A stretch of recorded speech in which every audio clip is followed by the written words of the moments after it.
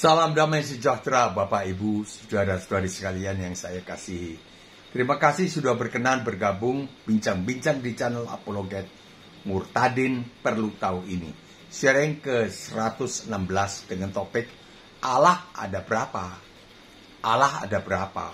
1 Korintus 8 ayat 5. Sebab sungguh pun ada apa yang disebut Allah, A kecil tanda kutip, baik di sorga maupun di bumi. Dan memang benar ada banyak Allah, A kecil tanda kutip, dan banyak Tuhan, T kecil tanda kutip. Namun bagi kita hanya ada satu Allah saja, yaitu Bapa yang daripadanya berasal segala sesuatu dan yang untuk Dia kita hidup. Dan satu Tuhan saja, yaitu Yesus Kristus, yang oleh Yesus Kristus segala sesuatu telah dijadikan, dan yang karena Yesus Kristus kita hidup. Nah, kita mulai masuk banyak bahasannya. Alkitab mengatakan bahwa hanya ada satu Allah saja. Maksudnya adalah hanya ada satu Allah saja yang sejati. Yang lain banyak Allah. Kan tadi disebutkan, sebab sungguh pun ada apa yang disebut Allah, tanda kutip, baik di sorga maupun di bumi, dan memang benar ada banyak Allah, A kecil tanda kutip, dan banyak Tuhan, T kecil tanda kutip. Jadi Allah itu banyak, tapi namun bagi kita, bagi orang Kristen, Allah itu hanya satu saja, yaitu Allah Bapa. Kalau begitu, Allah-Allah yang tanda kutip, yang lain otomatis bukanlah Allah. Karena hanya satu Tuhan. Galatia 4 ayat 8. Orang Galatia dahulu juga tidak mengenal Allah. Mereka memperhambakan diri kepada Allah-Allah tanda kutip, yang pada hakikatnya bukan Allah. Allah A besar, huruf besar. Ciri utama Allah yang huruf besar yang sejati adalah 1. Berkodrat maha suci. Karena Allah maha suci, maka Allah menghukum dosa.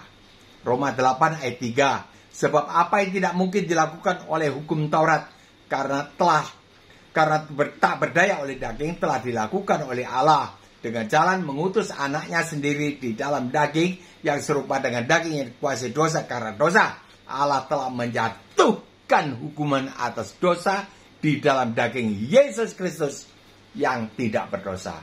Allah telah menjatuhkan hukuman atas dosa di dalam daging Yesus Kristus yang tidak berdosa. Allah yang sejati, maha suci, dan menghukum dosa. Allah sejati, Allah yang maha suci dan menghukum dosa. Ya, di sini Pak Yesus tidak berfungsi sebagai Allah. Beliau menampil sebagai manusia. Kan dilahirkan oleh Bunda Maria. Beliau adalah anak laki-laki. Tapi tidak terjadi dari benih laki-laki dan perempuan. Tetapi dari Roh Kudus. Bunda Maria mengandung dari Roh Kudus. Bukan dari benih laki-laki dan perempuan. Jadi beliau Pak Yesus, bukan Tuhan Yesus. Saat ini menampil sebagai Pak Yesus. Maka dari itu harus dijelaskan. Jangan dikacau balaukan. Tapi di dalamnya beliau ini adalah Allah. Ini kodratnya 2. Kita kodratnya 1. Nah, itu dia. Allah yang sejati di surga itu maha suci, menghukum dosa.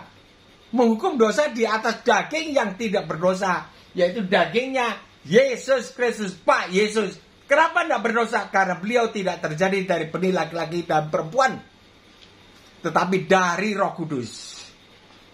2. Allah maha suci, Allah yang sejati, berkodrat, kasihnya begitu besar kepada umat manusia. Allah Bapa begitu besar kasihnya kepada umat manusia, sehingga tidak menghukum dosa di atas umat manusia. Tidak menghukum dosa di atas umat manusia. Karena melainkan menghukum dosa di atas tubuh anak Allah, Yesus Kristus. Supaya apa? Tidak menghukum dosa di atas manusia. Ya ini apa? Supaya kita tidak dihukum. Itu karena kasihnya Allah. Yohanes 3:16, karena begitu besar kasih Allah akan dunia ini, sehingga ia telah mengaruniakan anaknya yang tunggal, dikaruniakan. Ini kuberikan. Supaya setiap orang yang percaya kepadanya tidak binasa, melainkan beroleh hidup yang kekal. Percaya bagaimana? Orang mati kok dipercaya. Bagaimana? 17. Bawanya, jawabnya. Sebab Allah mengutus anaknya ke dalam dunia bukan untuk menghakimi dunia, melainkan untuk menyelamatkannya oleh dia. Ini diucapkan oleh beliau, oleh dia. Oleh dia, beliau membahasakan dirinya, dia, orang ketiga. Padahal mestinya akan bilang secara langsung. Karena beliau rendah hati, barangkali begitu ya. Budaya orang Yahudi ini. Oleh aku. Sebab Allah mengutus anaknya ke dalam dunia, bukan untuk menghakimi dunia, melainkan untuk menyelamatkan dunia oleh aku. Yohanes 3:17. Tolong dibaca deh. Jangan terus cuma baca thumbnailnya saja, judulnya, lalu memberi komentarnya tidak nyambung, tidak baik itu. Jangan. Kalau saya, Opa Bahagia tidak nanggapi ya, pertama ya. Tapi kalau keterlaluan ya saya keluarkan dari channelku. Tidak apa-apa. Daripada mengacau, tolonglah dengar, tolonglah beri sanggahan yang sesuai dengan bahasanya. Jangan sembarangan. Saya keluarkan. Nah, dikaruniakan bagaimana anaknya yang tunggal? Bagaimana? Jawab.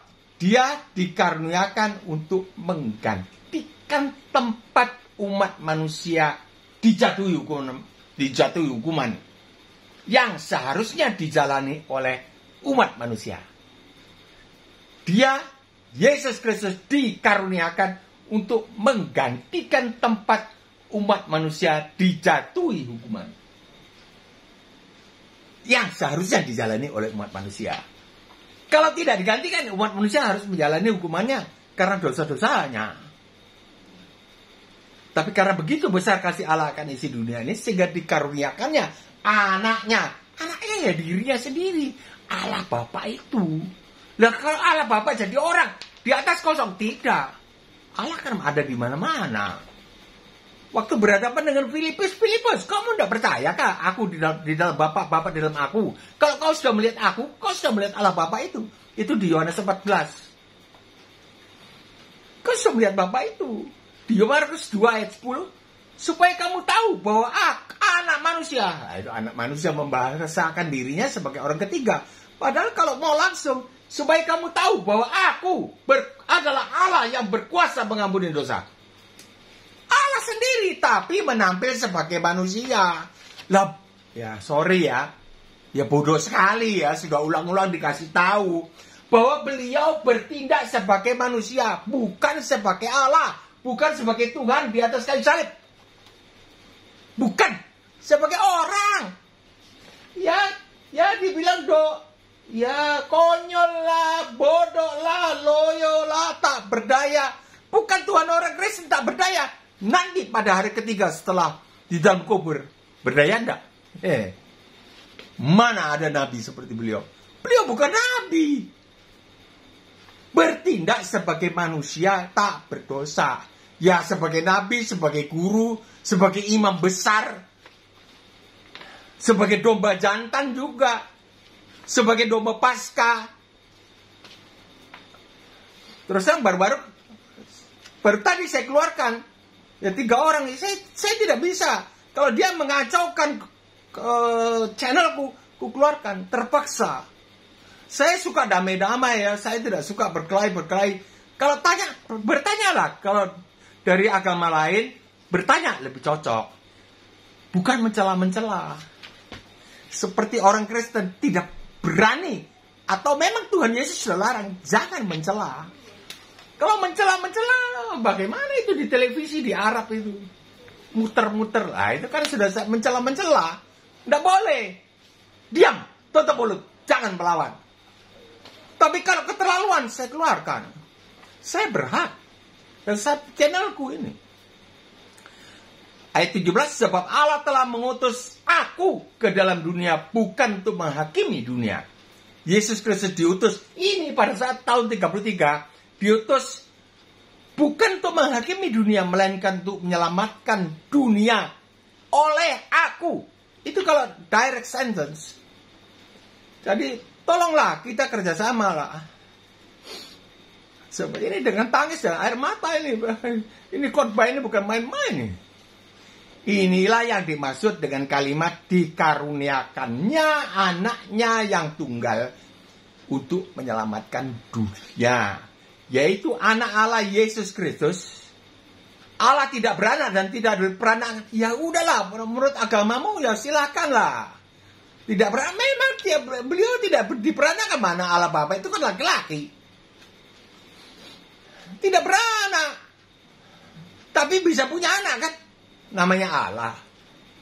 Diterima saja. Seperti kita makan ikan bandeng. Ikan bandeng itu banyak tulangnya, tapi kalau tulangnya kita singkirkan tuh, nggak usah recok atau sibuk dengan tulangnya, makan dagingnya, terima keselamatannya. Kalau recok dengan tulangnya, saya Mbah Opa Bahagia Tengarai ini tidak sehat, saya terpaksa keluarkan dari channelku. Nggak apa-apa, subscriberku kurang, ya nggak apa-apa lah. Kita kumpul-kumpul yang senang-senang saja, Tuhan Yesus sudah mendatang. Inilah yang dimaksud dengan kalimat dikaruniakannya anaknya yang tunggal untuk menyelamatkan dunia. Yaitu anak Allah Yesus Kristus yang adalah sang hakim diutus untuk menggantikan umat manusia menjalani hukuman mereka. Menggantikan umat manusia untuk menjalani hukuman mereka. Dengan satu syarat, yaitu jikalau orang berdosa itu mati. Bukan. Melainkan jika orang berdosa itu mau digantikan oleh Yesus Kristus yang tidak berdosa ini. Kesimpulan, ada dua macam Allah. Dua macam. Walaupun banyak-banyak, tapi ada dua macam saja. Dan hanya satu yang seperti ini. Yang lain tidak ada. Yang lain itu banyak-banyak ya sama-sama di sana. Yang ini cuma satu. Allah orang Kristen ini cuma satu macamnya. Dua macam Allah. Allah yang sejati dan Allah yang palsu. Satu, Allah yang sejati adalah Allah yang maha suci. Maka harus menghukum dosa. Dan orang berdosa harus dihukum. Walaupun belum lahir loh. Walaupun belum lahir. Kejadian kan tahun 33. Mbak ini lahir kan 1948. Jauh. Nenek moyangku aja belum ketemu. Allah menghukum dosa dan menghukum orang berdosa. Allah lain, tanda kutip, yang tidak menghukum dosa dan orang berdosa, oh nggak apa-apa. Nggak apa-apa. Minta ampun, ya, ampun nih. Logis. Dia adalah tidak suci. Allah itu tidak suci. Oh dosa diampuni, nggak apa-apa lah. Cincailah. Tidak apa ya. Jika dia tidak suci, dia bukan Allah. Dia adalah iblis yang ingin disembah sama seperti Allah. Lukas 4 ayat 6 dan 7. Nah, saya Mbah Upa Bahagia berbicara tentang agamaku. Tentang bagaimana sudut pandang Kristen. 2. Allah yang sejati adalah Allah yang kasih kepada umat manusia. Kasih kepada umat manusia. Tidak tega jika umat manusia bertanggung jawab sendiri-sendiri. Saya berdosa ya Allah. Tapi saya tidak tahu caranya Tuhan. Bagaimana menangani dosa ini. Ayo, masuk neraka. Masuk. Siapakah yang bisa menolak? Kalau sang hakim bilang, masuk neraka. Nah, Allah ini, Allah yang sejati, Allah yang tidak tega. Lihat gini, itu gemetar, terkencing-kencing. Jika umat manusia bertanggung jawab sendiri-sendiri, lalu menjalani hukumannya masing-masing di neraka. Tidak ada. Allah sejati kasih adanya, tidak tega. Mengutus Yesus Kristus ke dalam dunia, dikandung dan dilahirkan oleh Siti Maryam, Santa Maria, Bunda Maria. Natianangan nanila sukangi Siti Maryam. Yesus Kristus dilahirkan menjadi anak Allah. Ketika dewasa, ya tetap saja orang, bukan menjadi Tuhan. Tidak berubah menjadi Tuhan sampai mati di atas kayu salib, sampai di dalam kuburan. Hari ketiga baru berubah kembali menjadi Tuhan kembali. Dulu Tuhan turun lewat kandungan Santa Maria, kandung dan dilahirkan, 33 tahun menampil sebagai manusia, lalu disalibkan, dikuburkan, pada hari ketiga kembali sebagai Tuhan atau Allah dengan badan tembus tembok. Itu jadi cuma 33 tahun ini saja menyelesaikan misi penyelamatan umat manusia. Kalau umat manusia mati, bukan. Kalau umat manusia mau digantikan, itu aja. Allah sejati kasih adanya mengutus Yesus Kristus ke dalam dunia untuk menggantikan posisi umat manusia. Kita belum lahir sudah digantikan.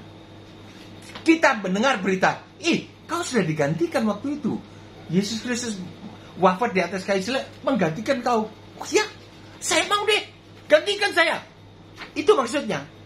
Keselamatan ini dikaruniakan kepada umat manusia. Posisi umat manusia digantikan oleh beliau, dijalaninya hukuman mereka di atas kayu salib. Allah lain, tanda kutip, yang tega melihat umat manusia menjalani hukumannya sendiri-sendiri di neraka. Iya, masing-masing orang bertanggung jawab atas dosanya sendiri-sendiri. Dia harus dihukum sendiri-sendiri. Ya itu berarti Allahnya kan Allah yang tega. Allah lain yang tega adalah Allah yang kejam. Kejam enggak? Allah yang kejam, tidak punya kasih sama sekali. Yohanes 8 ayat 44.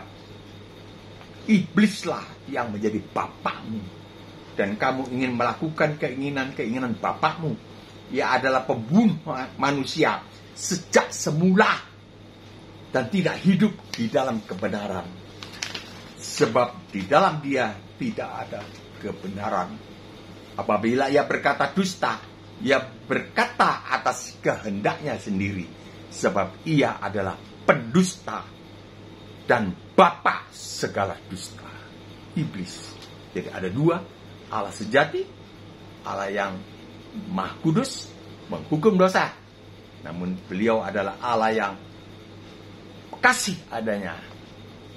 Beliau menghukum dosa, namun tidak menghukum dosa langsung kepada umat manusia, melainkan menurunkan Yesus Kristus dikandung dan dilahirkan oleh Santa Maria, besar-besar menggantikan umat manusia menjadi sasaran hukuman.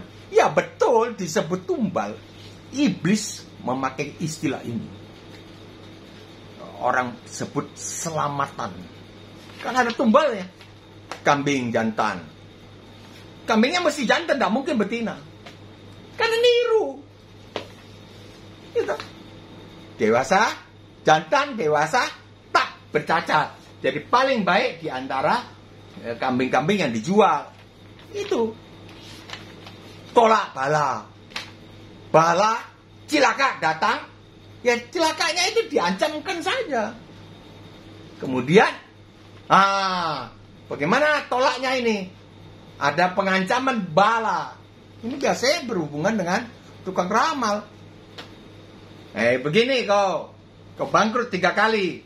Bagio, saya sendiri ini, bukan orang lain. Bangkrut 3 kali. Kamu mau tolak bala? Pergi ke Gunung Anu. Saya tidak sebut namanya karena tidak etis ya. Saya tolak itu, tolak bala. Apa sebetulnya tolak bala? Tolak bala artinya ada bala yang diberitakan apabila ia berkata dusta. Bala itu, celaka itu datang dari dia, dari iblis. Ia berkata atas kehendaknya sendiri, sebab ia adalah pendusta dan bapak segala dusta, untuk cari penyembahan. Itu toh. Saya, Mbah Bagio Bahagia, tolak ini, tahun 1976. Saya dengan istri ketika baru menikah, istri masih dari agama lain, masih begini-begini, lalu mengajak ke tukang ramal. Tukang ramal bilang 3 kali kamu bangkrut. Kalau kamu mau tolak ini bala, tolak ini celaka, pergi ke Gunung Anuk.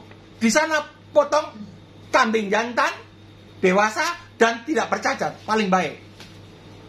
Ini berbahaya sekali. Ini berhubungan dengan dunia roh. Ini tidak sembarangan cerita ini. Dia juga ngancam sama saya. Tidak apa-apa. Segala cilaka telah ditanggung oleh beliau, Yesus Kristus, yang menjadi terkutuk karena saya, supaya saya selamat di dalam Allah. Gitu. Jadi kesana saya tolak.